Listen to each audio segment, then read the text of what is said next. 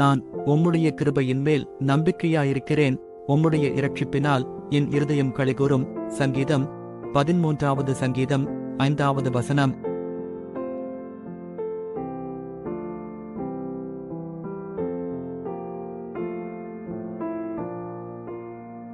நான் உம்முடைய கிருபையின் மேல் நம்பிக்கையாயிருக்கிறேன். உம்முடைய இரட்சிப்பினால் என் இருதயம் களிகூரும். சங்கீதம் 13வது சங்கீதம் 5வது வசனம்.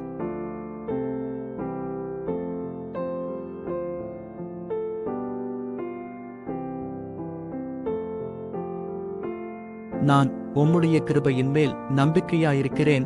உம்முடைய இரட்சிப்பினால் என் இருதயம் களிகூரும். சங்கீதம் 13வது சங்கீதம் 5வது வசனம்.